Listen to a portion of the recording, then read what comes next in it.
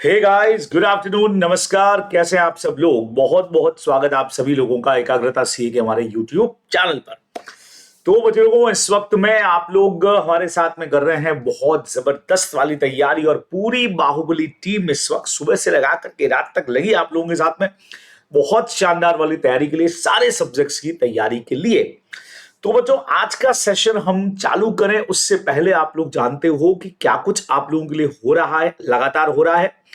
पहले मई वालों के लिए बात करूं तो भाई आप लोगों की टेस्ट सीरीज मई और सितंबर वालों की ऑनलाइन टेस्ट लगातार चल रहे हैं, तो श्योरली आप उसमें पार्टिसिपेट कर रहे होंगे और बहुत जबरदस्त वाली अपनी तैयारी को और ज्यादा मतलब एक लेवल के ऊपर आप लोग लेकर के जा रहे होंगे, बराबर। अच्छा, अब जो आने वाले स्टूडेंट हैं आप उनको ये मैसेज कर सकते हैं भाई कि हमारे कोर्सेज जो हैं, हमारी जो क्लासेस हैं, आइदर लाइव और रिकॉर्डेड क्लासेस दोनों ही अवेलेबल है अड्डा 24/7 के ऐप पर, जिसको आप हमारे साथ में ज्वाइन कर सकते हैं, बराबर से। हमारे महापैक या महापैक प्रो को लेकर के बढ़िया तरीके से आप तैयारी हमारे साथ कर सकते हो। और बच्चे लोगों, फास्ट ट्रैक अगर कोई करना चाह रहा है तो सब्जेक्ट्स के अलग अलग सब्जेक्ट वाइज फास्ट ट्रैक जो है वो भी अवेलेबल है, तो आप उनको भी ले सकते हैं, जिसपे इस वक्त के अंदर 10% का डिस्काउंट भी आप लोगों को अवेलेबल है। अच्छा, फाउंडेशन वालों के लिए बढ़िया काम ये हुआ है, तो आप लोग बताएंगे उनको कि भाई एक व्हाट्सएप कम्युनिटी यहां पर बन चुकी है। यहां पे आप स्कैन करके हमारे साथ में ज्वाइन कर सकते हैं जो भी फाउंडेशन वाले हैं। तो इससे उनको बड़ा बेनिफिट ये होने वाला है कि भाई वीकली मेंटरशिप उनको मिलने वाली है, डेडिकेटेड सपोर्ट मिलेगा उनको, जो भी एग्जाम रिलेटेड क्वारीज हैं, और डेली सेल्फ असेसमेंट के क्वेश्चंस मिलेंगे। तो एक बहुत जोरदार वाली फैसिलिटी है जो उन लोगों को मिलने जा रही है, जो उनके आप कह सकते हो कि एग्जाम की प्रिपरेशन के अंदर एक लेवल उनको आगे लेकर के जाएगी। तो जो भी आपके जूनियर्स हैं, छोटे भाई बहन रिश्तेदार जान पहचान जो भी है, उन सबको ये कम्युनिकेट जरूर करिए और उनको बोलिए इसको ज्वाइन जरूर कर लें। चलिए जी, तो अब इन सारी चीजों के बाद में बच्चों हम क्या कर रहे हैं भाई, तो आप लोग जानते हो हम लगातार इस वक्त क्वेश्चंस की प्रैक्टिस कर रहे हैं। खूब सारे क्वेश्चंस की प्रैक्टिस हम लोग कर रहे हैं, और उसी में 2 सेशंस अभी अपन ने और रखे हुए हैं एमसीक्यू के। पिछले कुछ सेशंस अपन ने एमसीक्यू के लिए, अब आज का भी सेशन एमसीक्यू का है, और आज हम थोड़ा सा चेंज करके केस बेस्ड एमसीक्यूज के ऊपर आज और अपनी बात कर रहे हैं ना। लास्ट आई थिंक 2 या 3 सेशन में हम लोगों ने जनरल एमसीक्यूज के ऊपर खूब सारी बात करी है। आज हम करने वाले हैं केस बेस्ड एमसीक्यूज पर हमारी बात को वापस से स्टार्ट, ठीक है। चलिए जी, तो बिल्कुल स्टार्ट कर दें बच्चे लोगों, एकदम फटाफट से हम लोग इसको स्टार्ट करने जा रहे हैं। तो चलिए चलिए चलिए, ये मैंने स्टार्ट कर दिया। अरे भाई साहब, कहां पहुंच गए हम? चलिए जी, तो मैं आपको लेकर के चल रहा हूं केस बेस्ड एमसीक्यूज पर, और ये हमारे सामने आगे बच्चों केस सिनेरियोज वाले कई सारे क्वेश्चंस। चलिए जी, तो फर्स्ट क्वेश्चन से बच्चे लोगों मैं स्टार्ट करने जा रहा हूं, बराबर से। चलिए जी, फटाफट से सब लोग आ जाएंगे। और अब होगा ये कि भाई यहां मैं क्वेश्चन को बढ़िया तरीके से रीड आउट करूंगा, हर क्वेश्चन के बाद थोड़ा सा टाइम देंगे, देन आप लोग डिसाइड करेंगे कि हाँ भाई इसका आंसर क्या होना चाहिए, देन उसके बाद हम क्या करेंगे कि वो आंसर पे डिस्कस कर लेंगे, ठीक है। तो आप लोग भी अपना सेल्फ असेसमेंट कर पाओगे कि आपने आंसर सही दिया नहीं दिया, क्या रहा, वो सब हम करने वाले हैं।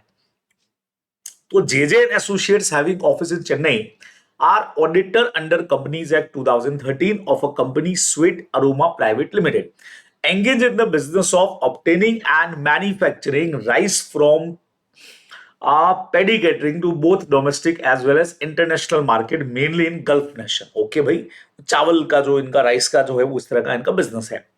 The company has a huge plant capacity for rice extraction in one of the states in northern India. Okay. अब needless to state that inventory are in huge quantity in such a type of business consisting of raw material, work in progress और finish goods. Okay, उनके पास तीनों तरह के goods जो हैं वो हैं।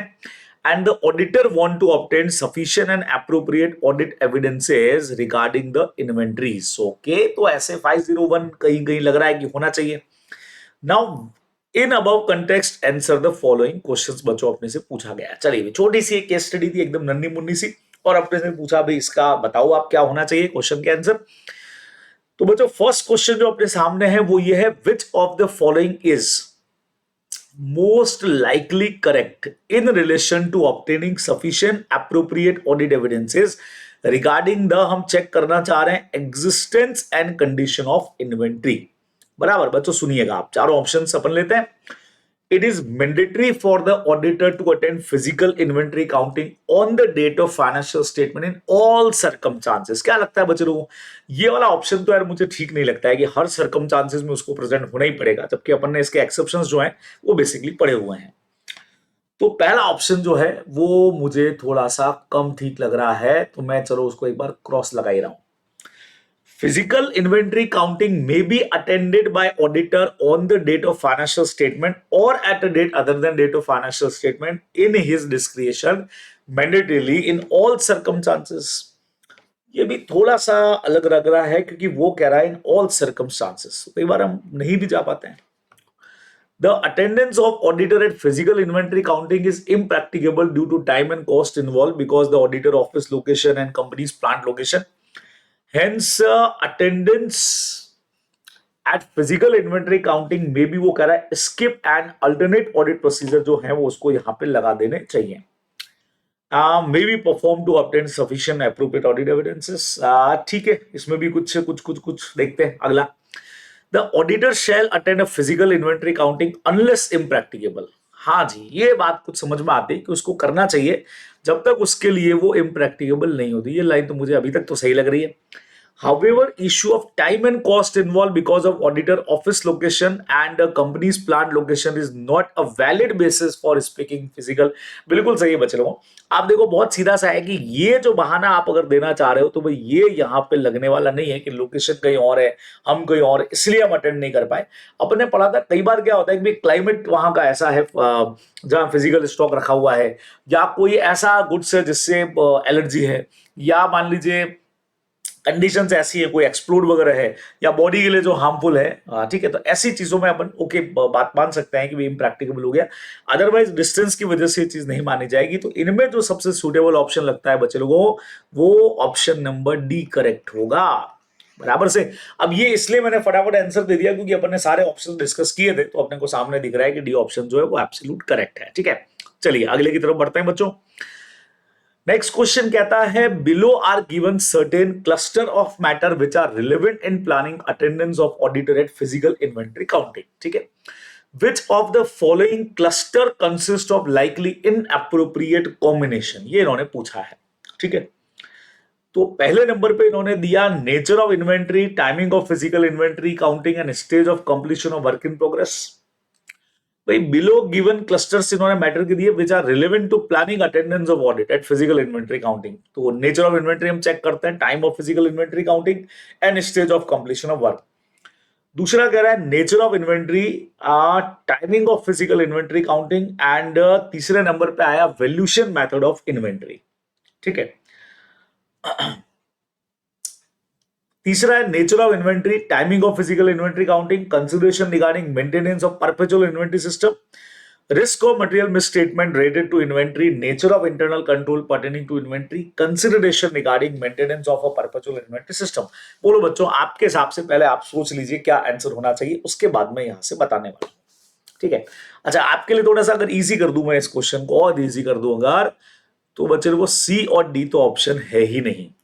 बराबर, ऑप्शन पहले दो में से एक है below are given certain cluster of matter, sequence दे रखिए, जो रिलेवेंट है in planning attendance of auditor at physical inventory counting.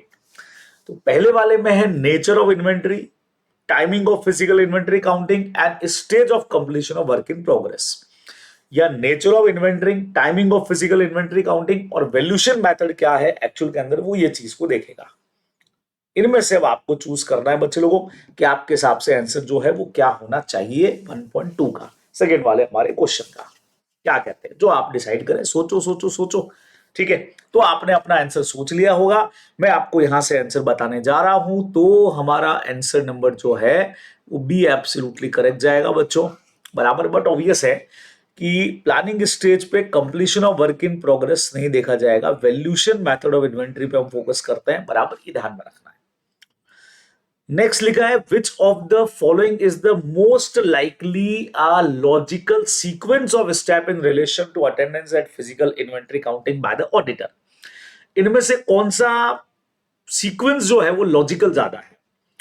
तो सबसे पहला पॉइंट आया बच्चों, ऑब्जर्विंग हम करेंगे सबसे पहले तो performance of management count procedure, फिर इंस्पेक्शन करेंगे इन्वेंट्री का, फिर परफॉर्मिंग टेस्ट काउंट करेंगे, evolution of management procedure recording and controlling result of physical inventory counting. Observance, देखो पहले 2 पॉइंट में तो इन्होंने ऑब्जर्वेंस से ही किया है कि सीधा ऑब्जर्व करो मैनेजमेंट कैसे कर रहा है।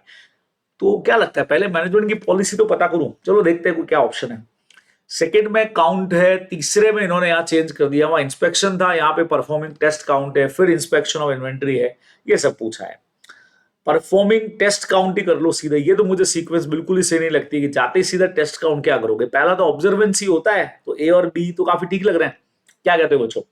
ए और बी में अगर सोचे है तो पहले तो परफॉर्मेंस देखा आपने, फिर इन्वेंट्री का इंस्पेक्शन करना है, फिर टेस्ट काउंट करना है। डी कहता है इवोल्यूशन करना है मैनेजमेंट के प्रोसीजर का for recording and controlling result of physical inventory counting, फिर ऑब्जर्वेंस करना है मैनेजमेंट काउंट का, फिर इंस्पेक्शन करना है और देन फिर टेस्ट काउंट करना है। बच्चे लोगों क्या कहते हो आप लोगों के हिसाब से क्या आंसर होना चाहिए? देखो अब इसमें एक चीज आपको बता दूं मैं, थोड़ा इजी करता हूं हमेशा की तरह, सी तो भाई साहब बिल्कुल ही गलत है, ठीक है। अब ए और बी में आप ये डिसाइड कर सकते हो कि एक में इंस्पेक्शन पहले कर रहा है वो और देन टेस्ट काउंट कर रहा है, ठीक है। एक में पहले टेस्ट काउंट कर रहा है और फिर इंस्पेक्शन कर रहा है, तो टेस्ट काउंट पहले करेगा तो फिर इंस्पेक्शन बाद में का मतलब ही क्या रहा, है ना? तो मुझे बी भी गलत लगता है। अब सारा खेल सोचो ए का है, हम सीधा जाके ऑब्जर्व करते हैं या पहले मैनेजमेंट की पॉलिसी का पता करते हैं? मेरे हिसाब से पता करेंगे ना पहले, तभी तो ऑब्जर्वेंस करके देख पाओगे कि मैनेजमेंट के जो डिसीजंस हैं, जो उनका तरीका है वो फॉलो हो रहा है कि नहीं हो रहा है, क्या कहते हो? तो इवोल्यूशन ऑफ मैनेजमेंट प्रोसीजर पहले लगाएंगे for recording and controlling result, फिर ऑब्जर्वेंस करेंगे कि क्या फॉलो हो रहा है कि नहीं हो रहा है, फिर इन्वेंट्री को इंस्पेक्शन करके फिर हम टेस्ट काउंट की तरफ जाएंगे। क्या कहते हो बच्चे लोग आप लोग? तो आपको आंसर खैर अपन ने डिस्कस वैसे तो कर ही लिया, इतनी देर में आप सोच भी चुके हो, but obviously D number option जो है वो थर्ड का एकदम सही जाने वाला है, ये अपने को सिंपली बच्चों ध्यान में रखना चाहिए। चलिए अगले क्वेश्चन की तरफ बढ़ेंगे। During attendance at physical inventory counting the auditor inspect inventory, following outcome stand as 1, 2 and 3 are given below of this inspection procedure। क्या बात है, हाँ जी।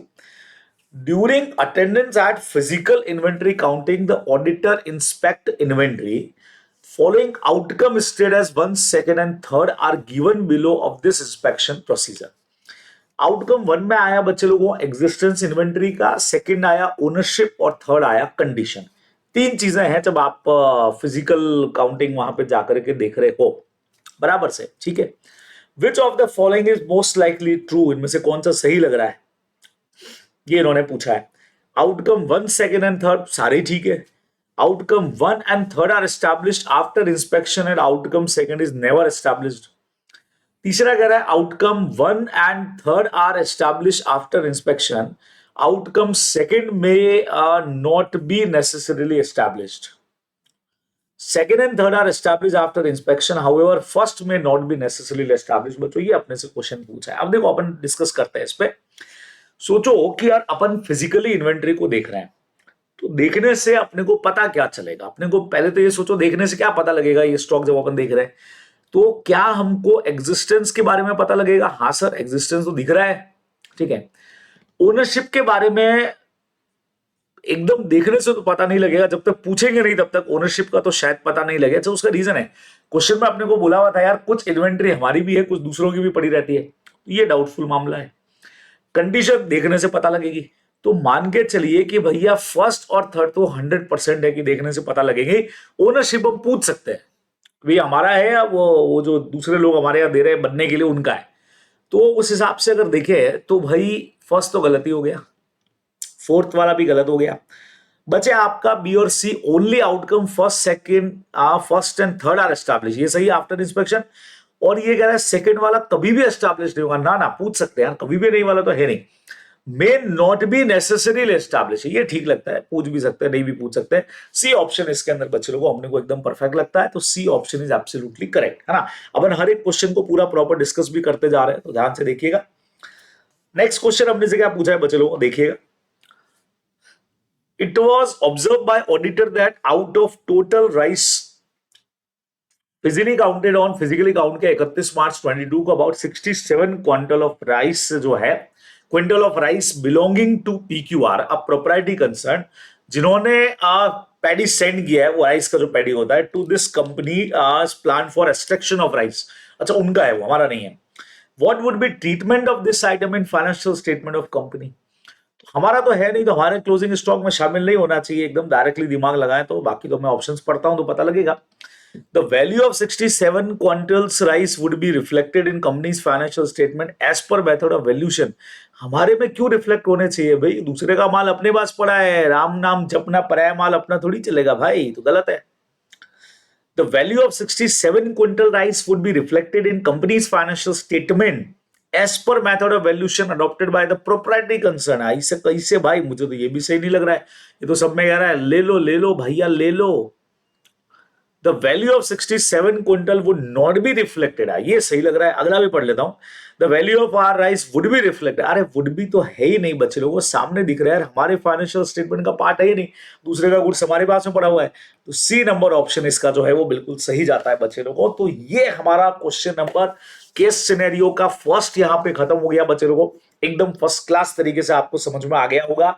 ऐसे 501 में जो हमारे स्पेसिफिक आइटम्स हैं उनमें इन्वेंट्री से रिलेटेड हमारा ये पोर्शन था पूरा का पूरा। तो मैं श्योर हूं कि आप लोगों को जरूर अच्छी तरीके से ये समझ में आया होगा।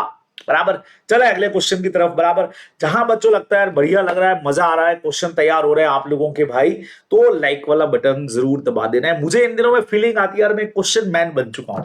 बराबर से, जैसे सुपरमैन होता है, जैसे आयरन मैन होता है, वैसे मैं बन चुका हूं क्वेश्चन मैन, है ना।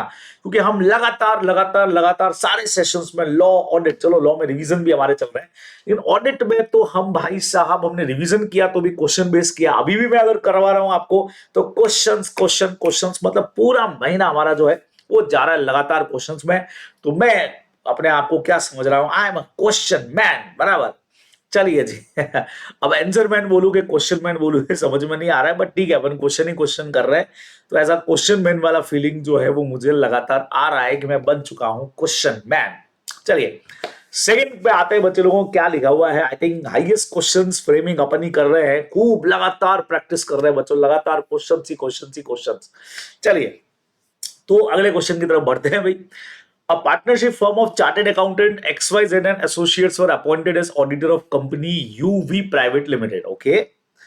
The financial year for which YZ and associates were to audit books of accounts of UV Private Limited began on 1st April 21, ended on 31st March 22। चलिए बच्चे लोगों को क्वेश्चन देखिएगा। एक पार्टनरशिप फर्म है और ये कह रहे हैं Y and Z associates were appointed auditor of UV private limited.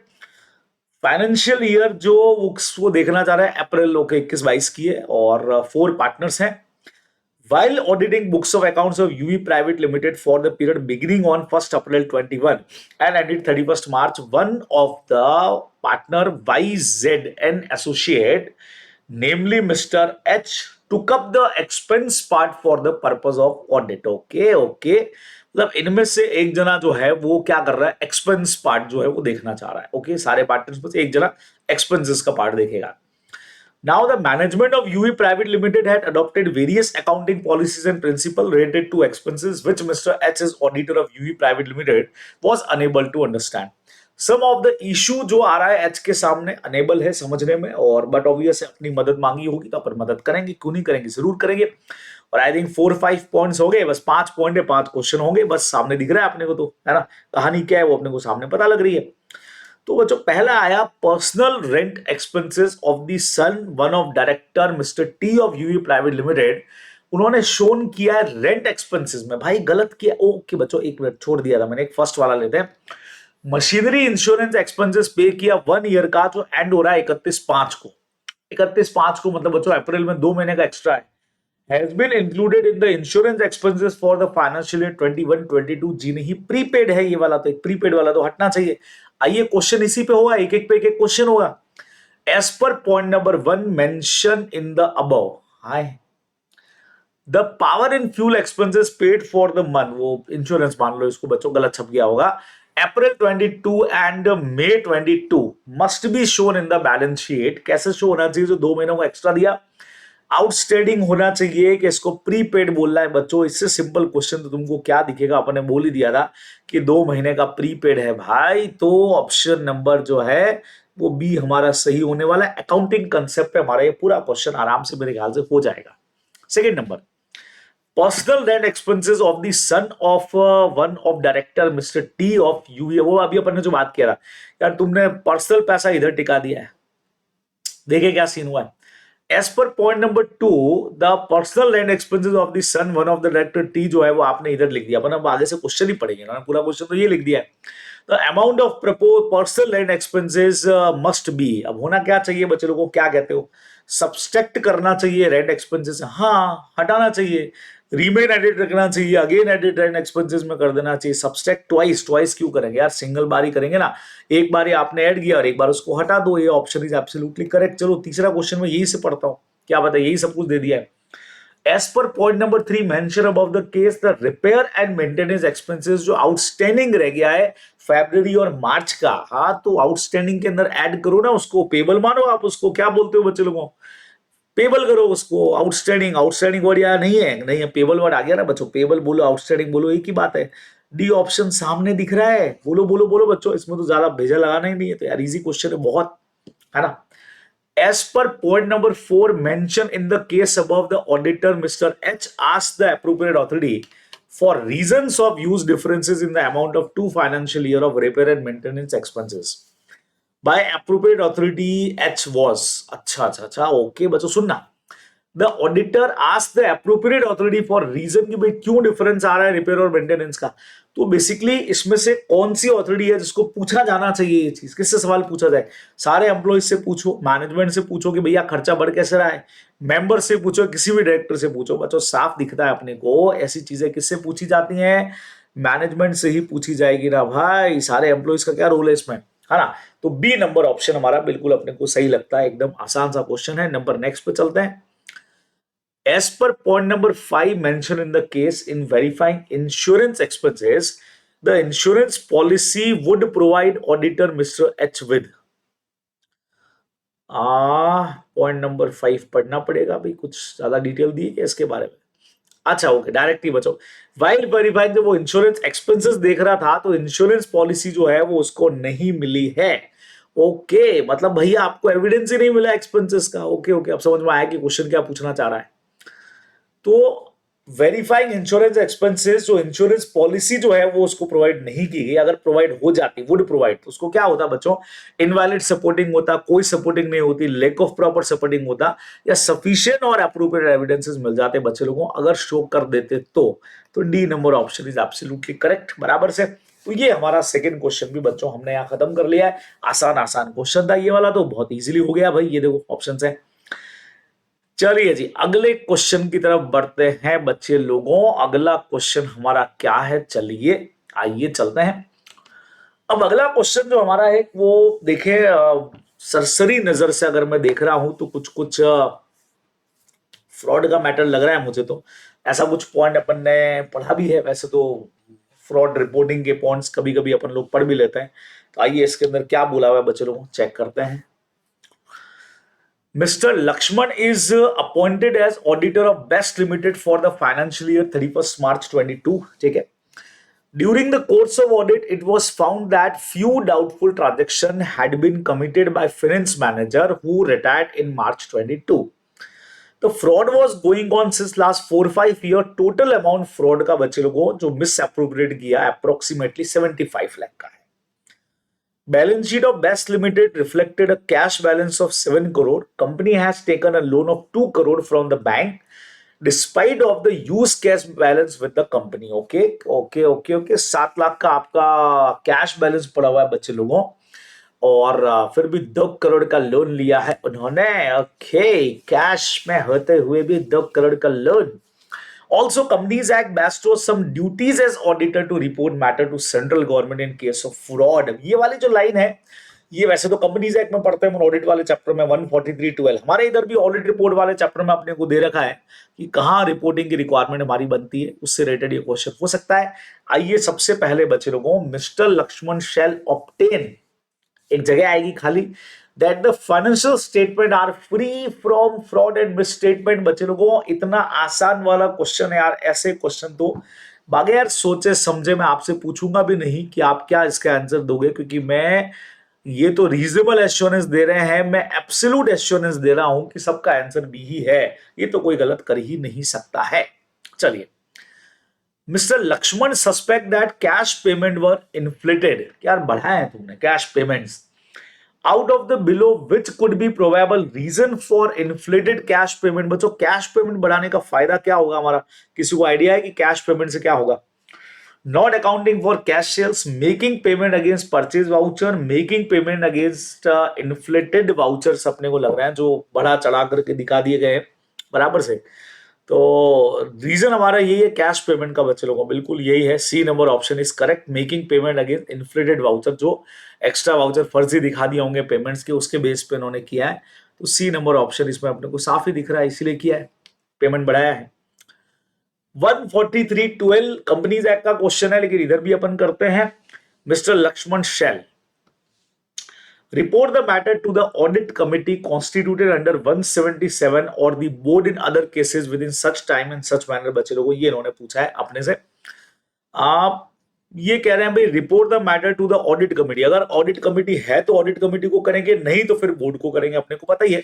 अच्छा, आप लोग जानते हो कि अगर 1 करोड़ या उससे ऊपर का फ्रॉड है तो हम सेंट्रल गवर्नमेंट को बोलेंगे, और उससे कम का है तो हम बोलने वाले हैं सीधा सीधा सा मैनेजमेंट को। मैनेजमेंट में कौन है बच्चों? आइदर ऑडिट कमेटी है तो ठीक है, नहीं तो फिर बोर्ड को करेंगे। पहला ऑप्शन ठीक ठीक लग रहा है। Report the matter to audit committee under 177 such time, नहीं तो खाली ऑडिट कमिटी कह रहा है, तीसरे वाले में भी खाली audit committee and also board, नहीं दोनों में से किसी एक को करेंगे, खाली बोर्ड को करेंगे। बच्चों अगर ऑडिट कमिटी वहां पे है तो 100% ऑडिट कमिटी को जाएगा, नहीं तो बोर्ड को जाएगा। तो ऑप्शन नंबर ए यहां पे बिल्कुल परफेक्ट बैठता है। नेक्स्ट देखो, अगला क्वेश्चन कहता है owing to there are some limitations of an audit. बच्चों कुछ ऑडिट की लिमिटेशंस हैं। अब ये लिमिटेशंस कौन कौन सी है, क्या लगता है आप लोगों को बच्चों? वैसे मुझे तो आंसर दिख गया है सर, लिमिटेशंस के साथ तो इनहेरेंट वर्ड ही अच्छा लगता है, खूबसूरत लगता है। तो सर बगैर क्वेश्चन पढ़े सी और डी तो उड़ा दो, ए और बी पे फोकस कर लो आप तो। ओके भाई, owing to the inherent limitations of an audit there is complete risk that some material misstatement या अनअवॉइडेबल रिस्क। बच्चे लोगों यूं ही तुम सेंटेंस बनाने की कोशिश करोगे तो भी तुमको पता लग जाएगा कौन सा सेंटेंस बन रहा है। There is unavoidable risk that some material misstatement of financial statement will not be detected। तो बट ऑब्वियस है ऑप्शन नंबर अपने को इसका ए जो है वो एकदम परफेक्ट लगेगा बच्चे लोगों। 3.4 का A number option is absolutely correct. Now 3.5, as an auditor what conclusion can Mr. Lakshman draw looking at the used cash reserve of the company and corresponding bank loan। अच्छा अच्छा अच्छा, ओके ओके ओके, वो जो बच्चों बोला है ना इन्होंने, तुमको ध्यान आया यार, कैश लोन इनके पास में है, मतलब कैश पड़ा है फिर भी लोन ले रहे हो। तो हमने कहा पॉसिबिलिटी ऑफ फ्रॉड है तो सीजी को बताएंगे, वो तो 1 करोड़ से ऊपर का होता है तभी अपन बताते हैं। Obtain sufficient and appropriate audit evidences of existence of fraud, report कारो इसमें नहीं लग रहा है कहीं पर भी, उसकी रिक्वायरमेंट में नहीं आ रहा है। और ये सिर्फ एक नॉर्मल फाइनेंशियल रीजन, नहीं भैया नॉर्मल तो नहीं है। आपको याद हो तो सत्यम के केस में अपन ने यही चीज पे तो डिस्कस किया था कि यार तुम्हारे पास में सब कुछ पड़ा हुआ है, कैश वैश तुम्हारे पास में सब कुछ है, ठीक है, एफडी पड़ी है, उसके बाद भी तुमने बैंक से इतना लोन उठाया है, जबकि एफडी के पैसे से बहुत आराम से लोन का पेमेंट चुका सकते थे, काहे को ओडी लिया? तो फ्रॉड के चांसेस वहां पे भी थे। तो बट ऑब्वियसली 3.5 का बी नंबर ऑप्शन इस बच्चों एब्सोल्युटली करेक्ट हो जाएगा। अपने को ध्यान में रखना है क्या कहती है जनता। बराबर बच्चों, मजा आ रहा है क्वेश्चन करने में, है ना? सिंपल सिंपल क्वेश्चंस हो रहे हैं एकदम बढ़िया बढ़िया।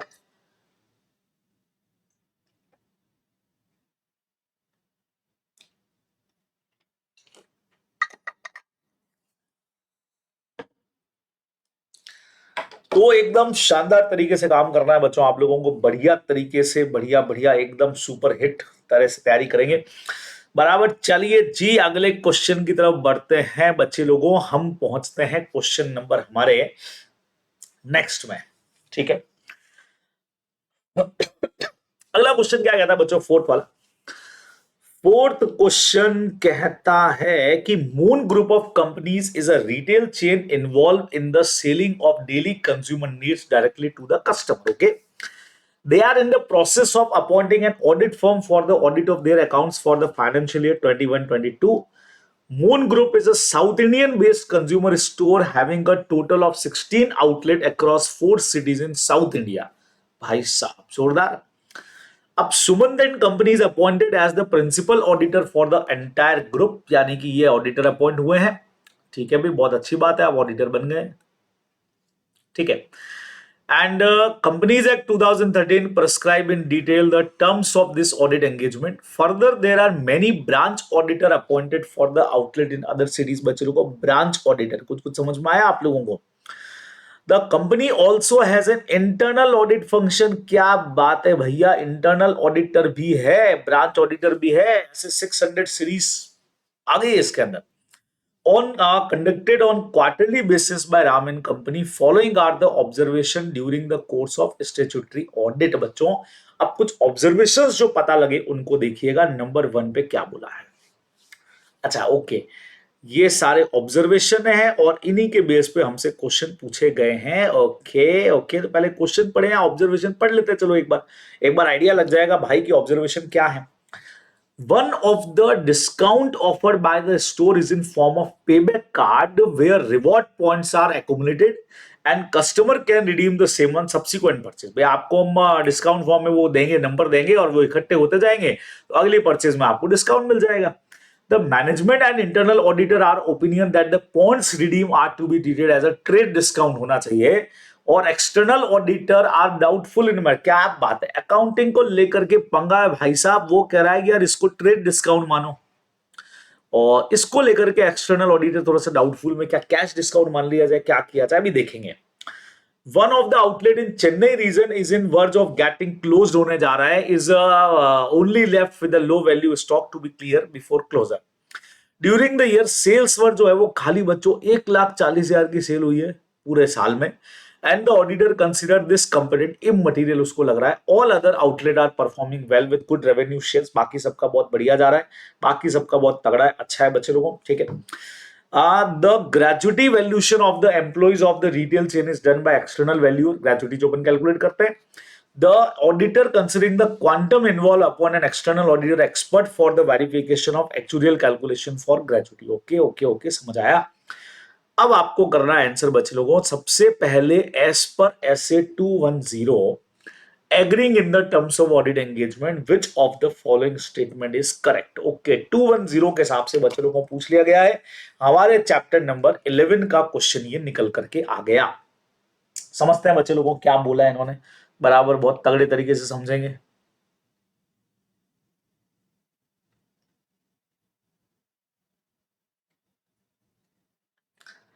हाँ जी. Though law prescribe in sufficient detail the terms of audit engagement, the auditor still need to record them in a written agreement. Okay. Though law prescribe in sufficient detail the terms of audit engagement, the auditor still need to record them in a written agreement and also seek written agreement from management that it acknowledge and understand that it is responsibility for the preparation of financial statement. बच्चों सुनो, agreeing in the audit terms के अंदर आप लोग जानते हो कि हम इसको 2 पार्ट में डिवाइड करते हैं. ठीक है. पहला पार्ट हमारा ये होता है बच्चे लोगों कि अगर कोई चीज ऐसी है जो already provided in some act, जो आपके ऊपर एक्ट एप्लीकेबल है, जैसे कंपनीज एक्ट है ना, उसमें अगर कोई चीज ऑलरेडी प्रोवाइडेड है तो उसको हम लोग एंगेजमेंट की टर्म्स में इंक्लूड नहीं करते, आपको पता है. ठीक है. सिर्फ मैनेजमेंट एक्नॉलेज कर दे कि has knowledge about his responsibilities, अलग से फिर उसको लिखने की जरूरत नहीं है. अब ये कह रहा है कि though law prescribe sufficient detail, auditor still need to record. नहीं भाई, जो पहले से लिखा हुआ है उसको लिखने की जरूरत वापस से क्यों है? तो जो मैंने आपको तरीका बताया उस पर तो ये सूट नहीं करता है, इसलिए को मैंने उड़ा दिया. आइए दूसरा देखते हैं. क्वेश्चन समझते जाना, बहुत अच्छा क्वेश्चन लग रहा है. Since law prescribes sufficient detail in terms of audit engagement, auditor need not return. ये देखो, यही मैं आपको कह रहा था, ऑडिटर को रिकॉर्ड करने की जरूरत नहीं है in a written agreement except for the fact that law regulation applies and also seek written agreement from management. Okay, that it acknowledge and understand that it has responsibility for the preparation of the financial statement. मतलब management अगर उस चीज को except for the fact that law regulation applies, also written agreement उनकी तरफ से जरूर चाहिएगा कि भाई वो अंडरस्टैंड कर रहे हैं अपनी रेस्पॉन्सिबिलिटीज को, ये तो अपने को चाहिएगा भी। अभी तक तो मुझे ठीक लग रहा है। The auditor has to take an extract of the law prescribing the details of the term and audit engagement and obtain counter signature of the management in it. नहीं, ऐसा तो कोई पॉइंट ही नहीं है। Though law prescribe in sufficient detail the terms of engagement, the auditor still need to record them in a still need तो है ही नहीं बच्चे लोगों, बहुत सीधी सी बात है। बी नंबर ऑप्शन हमारा बिल्कुल सही है कि भाई जो लॉ ने ऑलरेडी डिस्क्राइब कर रखा है उनको रिकॉर्ड करने की जरूरत नहीं है, बस आप एक्नॉलेज कर दो कि yes you have knowledge about all the facts, आपको पता है, ये अपने को ध्यान में रखना चाहिए। ठीक है ना। चलिए जी बच्चों, बराबर समझ में आया क्वेश्चन आप लोगों को, है ना, बराबर बढ़िया तरीके से समझ में आ गया ना क्वेश्चन, बिल्कुल आसान है। 210 पे अपने से क्वेश्चन पूछा है जो बहुत आराम से जिसका आंसर कर सकते हैं। ठीक है, नेक्स्ट क्वेश्चन पे लेके चलता हूं बच्चों आप लोगों को मैं फटाफट से, और अगला क्वेश्चन हमारा क्या कहता है इसको समझिएगा। With respect to the treatment of discount on redemption of points in payback card, वो जो अपन डिस्काउंट दे रहे थे, what should be action of external auditor, मतलब होना क्या चाहिए भाई, इसमें करना क्या चाहिए। तो the auditor can place reliance and go to the opinion of the branch auditor and internal auditor as they have only done through a detail audit of accounts. ठीक है, auditor can place reliance on the management accounting policy as prima facie they are only responsible for preparation. External auditor has sole responsibility for the audit opinion expressions, hence he should perform procedure to satisfy on the correct treatment and issue opinion accordingly। बच्चों ये मुझे इन तीनों में से तो सबसे बढ़िया लगा। हम लोग अच्छी तरह से जानते हैं कि भले ही आपके वहां पे अदर ऑडिटर है यानी कि ब्रांच ऑडिटर, ठीक है, भले ही इंटरनल ऑडिटर का अपॉइंटमेंट भी है, ठीक है, लेकिन अल्टीमेटली ओवरऑल जो है वो तो हमारा ऑडिटर ही ऑडिट रिपोर्ट बना रहा है, और अगर कल को कुछ भी उसकी ओपिनियन में गलती है तो ही विल सोली रिस्पॉन्सिबल। वो ये कह के बच नहीं सकता है कि साहब ब्रांच वाले ने ये बोला था, इंटरनल वाले ने बोला था, मैनेजमेंट ने ये बोला था। उस हिसाब से मुझे सी नंबर ऑप्शन अभी तक में तो बच्चों बिल्कुल सही लग रहा है। डी पढ़ लेता हूं। Auditor can advise management to correct treatment but cannot qualify his opinion as branch auditor and highly authority the external auditor opinion. The auditor can advise management on correct treatment. नहीं बच्चों, हाँ qualify क्यों करेगा। C option is absolutely correct यार, वो तो D का तो कोई इसका लेना देना ही नहीं है, तो सी ऑप्शन जो है हमारा बिल्कुल सही जाएगा, अपने को ध्यान में रखना है। बराबर से बहुत सिंपल सी चीज हो गई, बढ़िया पार्ट है। चलिए आगे बढ़ते हैं। नेक्स्ट नंबर पे आता है what is the main objective of external auditor when he uses the work of internal audit function of Ram and company. बच्चों मेनली इनका पर्पस होता क्या है, एक्सटर्नल ऑडिटर एक्चुअल में उसका ऑब्जेक्टिव क्या होता है। सबसे पहला, to determine as to which areas what extent work can be used and what that work is adequate for the purpose of audit, है ना। अगर अब इंटरनल ऑडिटर पढ़ते भी हैं जाकर के बच्चों, तो उसके ऑब्जेक्ट्स पे अपने को पता ये लगेगा। तो मुझे फर्स्ट पॉइंट काफी सही लग रहा है, to appropriately direct, supervise and review work of internal, सवाल ही नहीं, review the internal audit report and audit the areas not covered by the internal audit function, inquiry from management on the special point arising, ना ना ना बच्चों बहुत सीधा सा है। इंटरनल ऑडिटर अगर वहां पे अपॉइंटेड है तो बेसिकली हम यही चीज करते हैं, पहले तो हम डिटरमाइन करते हैं कि विच एरिया में and what extend the work can B use, पे अपन उसका कितना काम यूज कर सकते हैं, और जो उसने काम किया वो ऑडिट पर्पस के लिए एडिक्वेट है कि नहीं, ताकि हम उसको यूज ले पाए कि नहीं ले पाए। तो ये ऑप्शन बच्चे लोगों बिल्कुल सही जा रहा है इसके अंदर, तो 4.3 का is absolutely correct. Next check करते हैं। द एक्सटर्नल ऑडिटर जो है वो find that the branch auditor of the outlet in Chennai region which in the words of closing down जो हो रही थी is audited by an auditor who is not a member of ICI, वो ICI का मेंबर नहीं है। Okay, what should be external auditor do, तो ऐसे में उसको क्या करना चाहिए। नेक्स्ट नंबर बच्चे लोगों, since the professional competence of auditor is in question, तो उसको खुद विजिट करके देखना चाहिए। Since the financial statement of the component is immaterial, तो ऐसे 600 लगता ही नहीं है। Auditor can rely on the financial statement of that component for obtaining written representation from management that the branch auditor is otherwise well qualified. Since the professional competence of auditor is in question, external auditor should coordinate with the branch auditor and call the books of accounts and other explanation। बच्चों क्या कहते हो आप लोग। अब देखो जहां तक मुझे लगता है, आप चूंकि क्वेश्चन के अंदर ही ये दे दिया था इन्होंने, क्वेश्चन में एक इंपॉर्टेंट लाइन अपने को दी थी, वो कहां गई भाई, ये रहा। यहाँ लिख रहा है ऑडिटर को खुद को लग रहा है कि जो 1,40,000 है वो बिल्कुल इममटीरियल है। तो जब इममटीरियल है तो ठीक है ना, उसका जो ओपिनियन है उसी को मान लेते हैं ना, अपने लिए तो वो मटेरियल है ही नहीं वैसे भी। तो इममटीरियल पे अपने को भेजा काहे को लगाना है? बोलो बच्चों, बात समझ में आ रही है यार? इममटीरियल पे भेजा काहे को लगाए? कहाँ बात करें, ये करें वो करें, छोड़ो ना यार उसको। तो बी ऑप्शन इज करेक्ट लगता है मुझे, बराबर से। क्यों दिमाग लगाएंगे? Financial statement of the component immaterial है, तो इमटेरियल है तो 600 वाले हम लगाए हैं, सारे के सारे प्रोविजंस अप्लाई करें। जहां ब्रांच ऑडिटर की बात करता है तो क्यों अप्लाई करना है अपने को? छोड़ो, गोली मारो। बी ऑप्शन अभी देख भी लेंगे, 4.4 का भी मुझे ठीक लगता है, बराबर से। 4.5 चेक करेंगे बच्चे लोगों, क्या लिखा हुआ है यहाँ पे। Which of these is not a factor? अच्छा, ओके ओके ओके, नॉट पे आ गया है। Affecting the external auditor evolution of the objectivity of the internal audit function. बच्चों, whether the organization status of the internal audit function support the ability of function to be free from bias है, conflict of interest है, undue influence तो नहीं, ये तो हम check करते हैं। whether the internal audit function is free from conflicting responsibilities, ये भी हम चेक करते हैं। whether the internal auditor have adequate technical training, ना उसकी कहाँ जरूरत है, ये हम नहीं देखते हैं। तो मुझे तो सी सही लग रहा है। whether those charged with governance oversee the employment decision, ये भी हम चेक करते हैं बच्चे लोगों।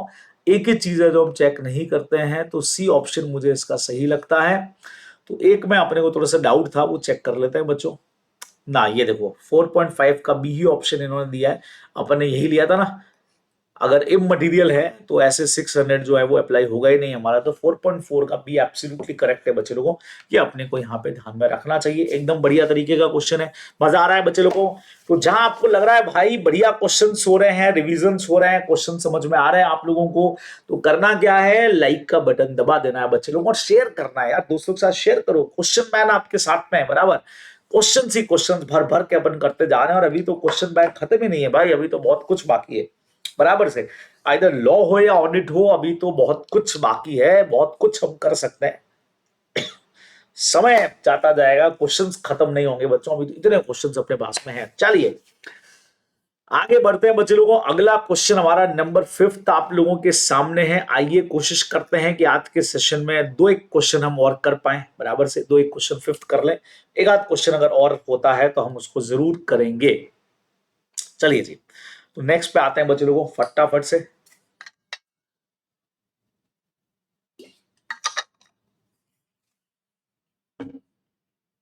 चलिए, JK and Associates have been appointed as auditor of Venus Limited for the financial year 21-22. The team consists Mr. J and Mr. K, both chartered accountant, as also the engagement partner and audit staff consisting of 2 article assistant. ठीक है। While starting the audit work of Venus Limited, the engagement partner briefed that audit staff about the audit work areas to be covered and the various auditing concept and their application in the audit of Venus Limited along with applicable standard of auditing. Okay. तो जब उन्होंने क्या बोला है बच्चों, देखो जब उन्होंने काम को स्टार्ट किया रहेगा, the engagement partner brief the staff about the audit work areas क्या कवर हैं और क्या ऑडिटिंग के कंसेप्ट हैं और कैसे आपको ऑडिट करना है स्टैंडर्ड के हिसाब से। वेरियस टॉपिक जिसमें ऑडिट सैंपलिंग है, स्ट्रेटेजी है, ऑडिट प्रोग्राम है, वो डिस्कस हुए। And the team was told the purpose and implication of various statement and guidance notes issued by ICI from time to time. K also briefed the team about the concept of materiality, जो ऐसे 300 में अपन पढ़ते हैं, to be applied while planning and performing the audit. The team was also explained in detail about the area where benchmark materiality हम लोग set करते हैं। Okay okay, चलिए जी क्वेश्चन देखते हैं बच्चे लोगों फटाफट से। तो ये तो छोटा क्वेश्चन है, अपन अभी तो और क्वेश्चंस कर सकते हैं, मतलब अभी आज के सेशन में। Based on the above fact answer the following. खाली जगह छोड़ी है बच्चे लोगों, बहुत बार आपको बताया मैंने, set the STD, set the STD. बच्चों क्या होना चाहिए? अरे एसटीडी किसके साथ आती है? Direction of the audit and guide the development of the audit plan. तो आपको मैंने बहुत बार कराया है, जहां पे भी एसटीडी आ जाए वहां पे लगता है, क्या लगता है, क्या लगता है, बोलो बोलो बोलो। यस, सब तक आप आंसर सोच ही चुके होंगे, B number option is correct. चलिए अगला क्वेश्चन 5.2 देखेंगे। स्टेटमेंट 1 कहता है the establishment of strategy and detail audit plan are not necessarily discrete और सीक्वेंशियल प्रोसेस, लेकिन वो इंटर रिलेटेड है। सही लग रहा है, ये तो सही है। Auditor shall establish N strategy that guide the development of audit plan. बिल्कुल स्टैब्लिश, देखो स्ट्रेटेजी हमेशा स्टैब्लिश होती है, ऑडिट प्लान हमेशा डेवलप होता है।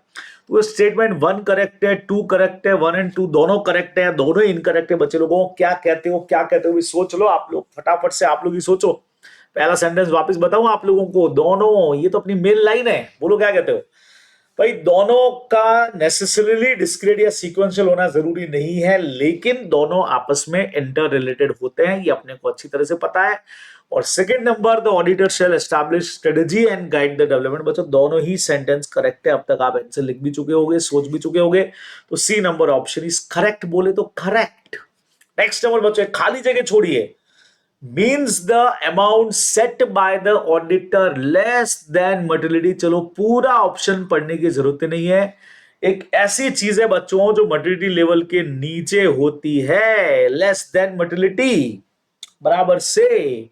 सोचो सोचो सोचो क्या होगी वो। आगे मैं पढ़ ही नहीं रहा हूं, क्वेश्चन ही नहीं पढ़ रहा हूं बच्चों, आप ही सोच लो पहले दिमाग में, फिर यहां पे मैं आंसर लिखता हूं। क्या वो बेंचमार्क मटेरियलिटी है, क्या वो मटेरियलिटी इन प्लानिंग है, क्या वो परफॉर्मेंस मटेरियलिटी है, क्या वो मटेरियलिटी है, बोलो बच्चों क्या कहते हो। हाँ जी, लिख लिया आप लोगों ने, सोच लिया आंसर सबने। Answer number C is correct बच्चों, परफॉर्मेंस मटेरियलिटी का डेफिनेशन है। सर क्या होती है परफॉर्मेंस मटेरियलिटी, आप जानते हो कई बार जैसे हमने मटेरियलिटी लेवल डिसाइड कर लिया कि यार 5 लाख से कम के फ्रॉड्स हम चेक नहीं करेंगे, है ना। और कई बार ऐसा होता है कि एग्रीगेटली इसके नीचे के अमाउंट के फ्रॉड होते गए, तो हम इसके नीचे एक और लिमिट ऐसी डिसाइड कर लेते हैं कि एग्रीगेटली अगर इसके नीचे के हैं तो उसको हम ज्यादा ध्यान देंगे ही नहीं, लेकिन अगर एग्रीगेटली वो इस लिमिट के बीच के फ्रॉड आ गए तो हम उसको भी कंसीडर करने वाले हैं, ताकि थोड़ा सा एरिया हमारा ऑडिट का ज्यादा बढ़ जाए, है ना। क्योंकि 3 लाख से कम के तब तो हमने कोई ध्यान नहीं दिया ज्यादा, लेकिन अगर कई बार एग्रीगेटली वो 3 और 5 के बीच में भी कहीं आकर के स्टैंड होते हैं, तो फिर हमको उसके ऊपर ऑडिट प्रोसीजर्स लगाने चाहिए, आपने को देखना चाहिए। और 5 से ऊपर जाते ही तो हम वैसी भी चीजों को देखते ही है ना। तो this is called performance materiality. तो C option is absolutely correct, आप लोग जानते हैं। नेक्स्ट पे आता हूं बच्चे लोगों, Which of the following is not an example of benchmark? कौन सा benchmark का example इसमें से नहीं है? That can be used determine materiality बच्चों। Total revenue, profit before tax, net asset value, none of the above। सारे एग्जाम्पल उसी के हैं, ये तो आप लोग जानते हो अच्छी तरह से। तो डी नंबर ऑप्शन इज बिल्कुल सही, एकदम करेक्ट जवाब है। नेक्स्ट पे आते हैं भाई। नेक्स्ट वाला गाइडेंस नोट जो आईसी इशू करता है, हालांकि ये अभी मेरे ख्याल से आप लोगों के अभी कोर्स में भी नहीं है, ये वाले क्वेश्चंस अब आपके कोर्स में नहीं रहा है गाइडेंस नोट वाला। तो चलिए इस क्वेश्चन को मैं छोड़ देता हूं क्योंकि भी है नहीं आपके इसमें, बराबर। चलिए अगले क्वेश्चन की तरफ बढ़ते हैं बच्चों। एक क्वेश्चन और अभी अपन करने की पोजीशन में है, तो आइए मैं आपको लेके चलता हूं क्वेश्चन नंबर 6 की तरफ। चलिए जी 6 क्वेश्चन देखिएगा। 6 क्वेश्चन कहता है, Roop and company are auditor of Onda group of hotel. Okay, Onda group of hotel, this is the first time the firm is auditing an industry of food and beverage and it is the day 1 of the you audit. Okay, day 1 of the audit, पहले दिन audit के लिए बच्चों जा चुकी है team.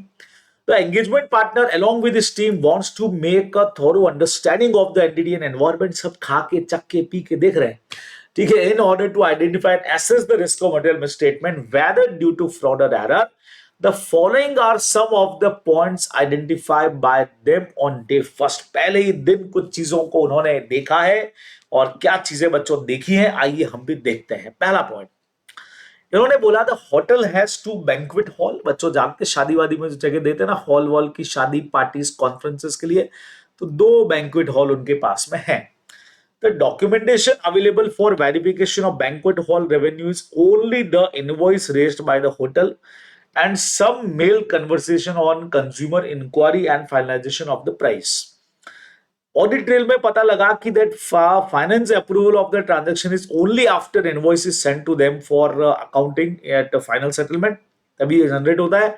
Advance जो client paid करता है are not vetted through finance team, वो ध्यान ही नहीं देते उसका। तो ऑडिटर सस्पेक्ट वीकनेस कि यार ये तो गड़बड़ है, किसी ने मान लो फाइनेंस में एडवांस दिया फिर बाद में कैंसिलेशन हो गया और कुछ हो गया, तो ये तो आपको पता ही नहीं लगा कितना एडवांस है क्या है, बिल आपका तब जनरेट होता है, तो पंगा ये तो। ओके, सेकेंड नंबर पढ़ते हैं। The auditor also find a controlled efficiency in the process of procurement of store. A good receipt note is not prepared at the time of receipt of the goods. वो सब तैयार ही नहीं होता है. Management ने inquiry किया तो पता लगा कि exist system control where in good receipt note is automatically prepare and approve with the system once the quantity and price of goods जब आप एंटर करते हो सॉफ्ट स्पेसिफिक वेंडर को, okay, of goods is entered against vendor, vendor के अगेंस्ट करते हैं तो जनरेट होता है.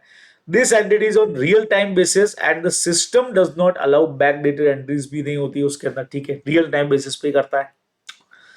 तीसरा, the auditor inquiry of the management as to what is risk assessment process followed by an entity for prevention and detection of risk of material misstatement due to fraud and order.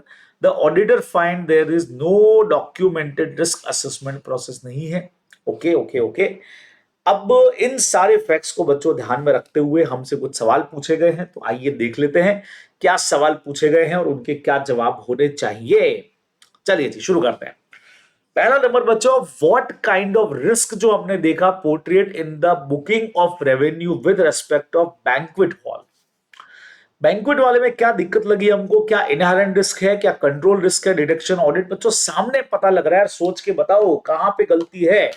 क्या transaction में inherent risk ऐसी है, या internal control proper नहीं है इसलिए वहां पे गड़बड़ है, या ऑडिटर ने ढंग से नहीं ढूंढा है, डिडक्शन रिस्क है. अल्टीमेटली बच्चों ये ऑडिट रिस्क है. आपको सब समझ में आ जाएगा जैसा अपन ने एग्जांपल पढ़ा उसके हिसाब से. हाँ जी क्या कहते हो, सोच लिया आप लोगों ने आंसर. तो आंसर अगर आपने सोच लिया है तो आपका आंसर नंबर बी होना चाहिए बच्चे लोगों. It is a failure of control, यानी कंट्रोल रिस्क यहां पे काम कर रही है.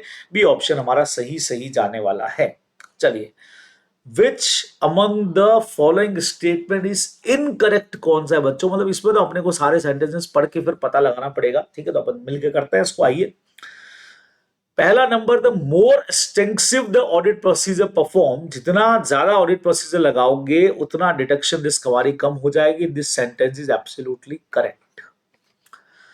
Greater the risk of material misstatement auditor believe exist, less is the detection risk that can be accepted and accordingly more persuasive evidence जो है वो ऑडिटर लेगा. बट ऑब्वियस है ये सेंटेंस भी करेक्ट है, उतना ज्यादा लेगा. जितना ज्यादा रिस्क होगी, ज्यादा एविडेंसेस, ज्यादा ऑडिट प्रोसीजर लगाएंगे, उससे डिटेक्शन रिस्क हमारी कम रहेगी. नेक्स्ट नंबर देखो क्या कहता है. Audit risk also include the risk that auditor may express an opinion that financial statement are material misstated when they are actually not. क्या कहते हो बच्चों को, ऑडिट रिस्क में ये चीज थोड़ी होती है कि risk that auditor may express an opinion that financial statement are misstated. नहीं नहीं नहीं, इसका उल्टा होता है. यही हमारा सेंटेंस है बच्चों. अब इस सेंटेंस की क्वालिटी को समझना. ये कह रहा है कि ऑडिट रिस्क में ये भी कवर है कि ऑडिटर ये शायद ओपिनियन दे दे कि फाइनेंशियल स्टेटमेंट सही है, सॉरी मिसस्टेटेड है, जबकि एक्चुअल में वो सही है ना. ऑडिट रिस्क में वो आता है कि जहां ऑडिटर ये बोल दे कि वो सही है लेकिन एक्चुअल में मिसस्टेटेड है. वो ये बोल दे कि financial statement are not misstated but they are actually misstated, जबकि एक्चुअल में है. ये एक्चुअल में ऑडिट रिस्क होती है और वो ज्यादा खतरनाक भी होती है. भाई एक्चुअली है नहीं और आपने मिसस्टेटेड बोल दिया तो ज्यादा टेंशन नहीं है, पता लग जाएगा. लेकिन जहां मिसस्टेटेड है और आपने बोल दिया कि नहीं सब कुछ सही है, वो हमारा कवर होता है बच्चे लोगों. तो यही इनकरेक्ट है और यही हमारा आंसर भी है. मैं अगला सेंटेंस फिर भी पढ़ूंगा. Risk of material misstatement assertion level, हाँ बराबर बच्चों. आरओएमएमएस के दो कंपोनेंट होते हैं ना, कंट्रोल और इनहेरेंट रिस्क. तो ये सेंटेंस तो एब्सोल्युटली करेक्ट है. तो ये अपना आंसर जाने वाला है जो आप लोग ध्यान में रखेंगे. चलिए अगले क्वेश्चन की तरफ बढ़ते हैं. अब वो जो स्टोर वाली बात थी, in case of procurement of store the auditor has tested more than one control for the same assertion. ठीक है, in the given case what should be his reliance on control, कैसे वो रिलाय करे, क्या करना चाहिए उसको. Since compensating control are identify कि यार हाँ पूरा है, if tested and evaluate to be effective auditor उस पर रिलाय कर लेगा. अपन ने देखा भी था कि जहां पे अगर अपन इसको पढ़ेंगे इस पूरे कंसेप्ट को, तो उन्होंने वहां लिखा भी है बच्चे लोगों को. क्या लिखा है उन्होंने, लिखा था, कहां गया, ये रहा. This entry was in real time and does not allow backdated entries. तो इससे तो कंट्रोल अपने को और स्ट्रॉन्ग लग रहा है कि हाँ भाई बैकडेट पे एंट्रीज होंगी नहीं, है ना, ये ठीक लग रहा है. Even though compensating control are there, since one is control is effective ineffective, the auditor should not rely on the control. Documentation in electronic medium cannot be accepted. क्यों भाई? Even though, तो मुझे सी तो चलो गलत ही लग रहा है. इवन दो कॉम्पनसेटिंग कंट्रोल, बच्चों कॉम्पनसेटिंग कंट्रोल का मतलब हो गया कि एक जगह अगर डायरेक्ट कंट्रोल नहीं है तो कोई दूसरा कंट्रोल ऐसा लगा हुआ है जो पहले वाले को कवर कर रहा है. समझ रहे हैं ना? कई बार क्या होता है कि भाई हाँ, जैसे कहीं अपन एंट्री पे जाते हैं तो हमने कहा सर स्टोर डिपार्टमेंट के बाहर तो कोई आदमी खड़ा ही नहीं है, लेकिन स्टोर डिपार्टमेंट के बाहर नहीं खड़ा है, लेकिन उसके बाहर प्रेमाइसिस में जाने के लिए एक ही डोर है और वहां एक आदमी खड़ा होकर के चेक कर रहा है. तो ऐसा पॉसिबल ही नहीं है कि स्टोर डिपार्टमेंट से कोई बदमाशी करके गुड्स चोरी करके बाहर आ तो जाएगा, चलो वहां तो चेक नहीं हो रहा है, लेकिन उसके आगे वाला कंट्रोल जो है वो कॉम्पनसेटिंग एरर है, वहां से चेक हो जाएगा. ठीक है, या हमने मैनुअल आदमी नहीं लगा रखा लेकिन कैमरा लगा रखा है तो पकड़ा तो जाएगा वो, ऐसा कुछ. ठीक है, उसको कहते हैं कॉम्पनसेटिंग कंट्रोल. तो even though compensating control are there, since one control is ineffective, the auditor should not rely control for this assertion as well as associate. सवाल ही नहीं होता बच्चों. तो पहले दो में से डिसाइड कर सकते हो आप, ए और बी में से आपको कौन सा सही लगता है बच्चों, क्या कहते हो? तो मुझे यहाँ पे बिल्कुल आपने आंसर सोच लिया होगा. तो आंसर नंबर ए बच्चों यहाँ करेक्ट है कि कॉम्पनसेटिंग कंट्रोल है तो बट ऑब्वियस ऑडिटर रिलाई करेगा कंट्रोल के ऊपर, ये अपने को ध्यान में रखना चाहिए. सीधा सा हमारा मैटर है. चलिए 6.4 पे चलते हैं बच्चे लोगों. इन द कंटेक्स्ट ऑफ 315 जहां पर अंडरस्टैंड करते हैं, which among the following is not a risk assessment procedure. बच्चों इनमें से कौन सा रिस्क असेसमेंट आपको नहीं लग रहा है? हाँ जी, सामने दिख रहा है अपने को बच्चों. रिस्क असेसमेंट कौन सा नहीं है? पहला मैनेजमेंट से इंक्वायरी करना, analytical procedure, observation and inspection and external confirmation. तो आप लोग सब जानते हो रिस्क असेसमेंट. तो अगर यू भी नहीं भी पढ़ा है आपने टॉपिक ना, तो भी यार रिस्क असेसमेंट तो हम इंटरनली बेस पे करते हैं ना, तो सारे इंटरनल चीजें हमारी लगनी चाहिए. यहाँ तो हम डायरेक्टर से पूछ रहे हैं, क्रेडिटर से पूछ रहे हैं, आउटसाइडर से पूछ रहे हैं, तो उसका तो यार लॉजिक बैठता नहीं है. क्या कहते हो आप लोग? बात समझ में आई मेरी? तो it is a matter of external confirmation बच्चों. D option is absolutely correct, जो आप लोग ध्यान में रखने वाले हो. चलिए अगले क्वेश्चन की तरफ बढ़ते हैं. What should be the course of action of the auditor for entity not having a documented risk assessment process? हाँ जी, तो सुनना. What should be the course of action of the auditor for the entity not having documented risk assessment? वो अपने ऊपर पढ़ा ना कि भी documented risk assessment नहीं है, ये वाला जो लास्ट पॉइंट था इनका. The auditor inquiry the management what is risk assessment followed by the entity for prevention and detection of fraud. The auditor find that कोई there is no documented risk assessment process, ऐसा कुछ उनका है नहीं, ऐसा कुछ रिटर्न कोई programme उन्होंने बना के नहीं रखा हुआ है, ये पता लगा. तो ऐसे में पहला ऑप्शन कोर्स ऑफ एक्शन क्या होना चाहिए? The auditor should obtain management return representation on how risk are identify. हम रिटर्न रिप्रेजेंटेशन ले लें. Auditor shall discuss with the management on how risk are identify. कैसे करते हो? एड्रेस कैसे होती है? डिटरमाइन कैसे करते हो whether the absence in inappropriate in the circumstances और whether it represent a significant efficiency in the internal control. ये कुछ ज्यादा ठीक लग रहा है, देखते हैं. Auditor should advise management to document. अभी एडवाइस करके क्या करेंगे भाई? The same immediately and accordingly opinion on the same in his audit report. The auditor shall discuss with management on how risks are identified by system and place reliance on the same as documentation in this context is immaterial. Auditor shall discuss management how risks are identified by the system and place reliance on the same as documentation. ना बच्चों, इसमें तो B option ही मुझे सबसे better option लगता है. आपको क्या लगता है? मुझे तो बी सबसे सही लग रहा है इसके अंदर. इसी में सारी चीजें हमारी कवर हो भी रही हैं. देखें, चलिए B option is absolutely correct. तो बच्चे लोगों यहां आकर के लगभग हम लोगों ने 6 क्वेश्चंस जो हैं वो बड़े क्वेश्चन 6 वाले हमने कंप्लीट कर लिए हैं. लेकिन जैसा मैंने आपको कहा भाई, कहानी अभी खत्म नहीं हुई है. आप लोग जानते हैं कि बहुत क्वेश्चंस का खजाना अभी अपने पास में है, जहां पे अपन बहुत सारे क्वेश्चंस जो हैं वो कर सकते हैं. क्या कहते हो? जनता क्या कहती है ना?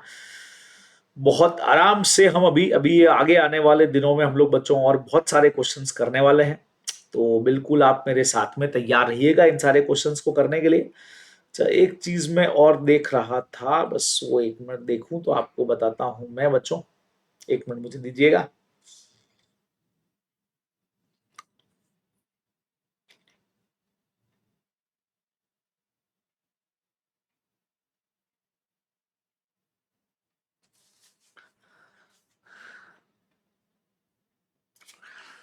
और वो चीज क्या है भाई, चलिए बताता हूं मैं आपको। हमने सोचा कि यार 6 क्वेश्चन तो ये अपन ने कर ही लिए है ना, तो क्यों ना ऐसा करें कि दो एक छोटे क्वेश्चन बच्चों बोनस में कर लिए जाएं। सर क्या आप बात कर रहे हो, बोनस क्वेश्चंस? हाँ जी, है ना, बड़े क्वेश्चंस के साथ कुछ मीठा हो जाए।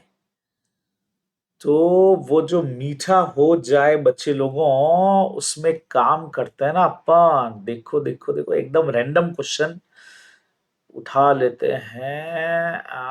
यस चलो चलो, 2 क्वेश्चन मैं यहाँ पे ले रहा हूँ, 103 104। ये 2 वाले क्वेश्चन अपन मैं टिक कर देता हूँ ताकि वापस करें तो ध्यान रहे कि ये 2 क्वेश्चन वापस नहीं करने हैं अपने को।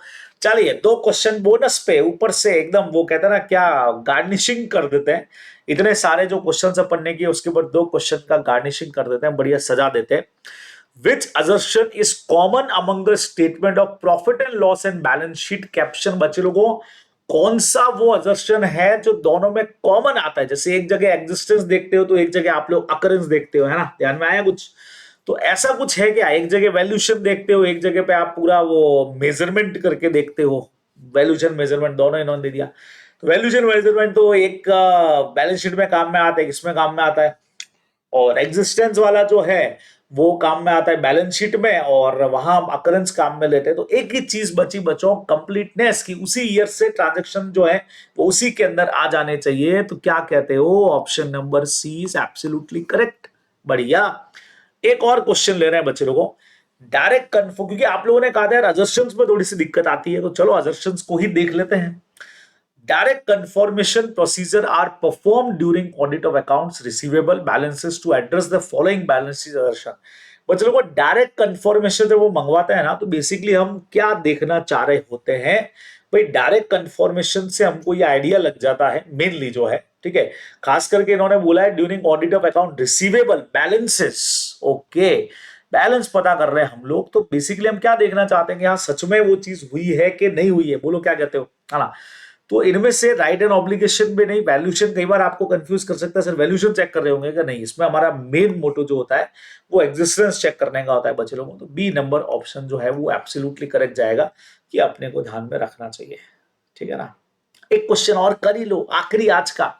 Where no reply receive during the performance of direct confirmation. बच्चे लोगों, अगर डायरेक्ट कंफर्मेशन से 105 कहता है किसी तरह का कोई जवाब आपके पास में नहीं आया है, बराबर से, as a part of audit of account receivable balances the auditor should perform. बच्चे लोगों, कोई जवाब अगर नहीं आया है तो आपको क्या करना चाहिए? कोई एडिशनल चेक नहीं करेंगे, एडिशनल टेस्टिंग करेंगे, इंक्लूडिंग सब्सिक्वेंट कलेक्शन टेस्टिंग हो जाएगा, agreeing in the detail of respective balances to the customer. Remittance advice जो अपन भेज रहे हैं, additional testing including preparing a detail analysis, balance का बनाएंगे, consist identify transaction and confirming that these revenue transaction are actually occurred. Both B and C. ज्यादातर लोगों को लगेगा 105 sir both B and C कर दो। जी नहीं, सी का तो लॉजिक नहीं बनता। देखो ये कह रहा है including preparing a detail analysis. क्यों करेंगे अपन? हम जब कोई उसकी तरफ से कंफर्मेशन नहीं आया बच्चों, रिसीवेबल की तरफ से, रिसीवेबल है ना, मतलब तो सब्सिक्वेंट अपन देखेंगे उस डेट के बाद में पेमेंट तो आया होगा। तो पेमेंट आया है तो उससे चेक हो जाएगा ना कि बैलेंस रहा होगा, तभी तो पेमेंट आया होगा। तो this B is absolutely correct. B option जो है वो अपने को सही लगता है बच्चों, ठीक है। तो बी हमारा करेक्ट जाएगा 105 का। चलिए जी, तो ये आज का हमारा सेशन था बच्चे लोगों। कई सारे क्वेश्चंस हम लोगों ने कर लिए हैं यहाँ पे। तो होप सो कि सेशन आप लोगों को बहुत यूजफुल लगा होगा। यूजफुल लगे तो भाई लाइक वाइक कर दिया करो, ठीक है। और दोस्तों को सबको शेयर करोगे और सेशन में जुड़े रहोगे। अभी हम 2-3 सेशंस पहले मैं और इस तरह के आप लोगों के लिए लेकर के आ रहा हूं बराबर से। लॉ की क्लास में आप लोगों से लाइव मुलाकात होगी मेरी, तो आप वहां मिलेंगे। लेकिन ये सारे लेक्चर्स भी आप लोग बहुत प्रॉपर तरीके से बच्चों देखने वाले हो। आगे अभी बहुत कुछ हम लोग करने वाले हैं, ठीक है। तो आज का सेशन बस इतना ही, और मैं आपका दोस्त जयेश भंडारी, दीजिए मुझे इजाजत। फिर आप लोगों से मुलाकात होगी कल, ठीक है बच्चों। तो बिल्कुल मजबूती के साथ तैयारी करते रहेंगे। Bye bye, tata, take care, ख्याल रखिएगा।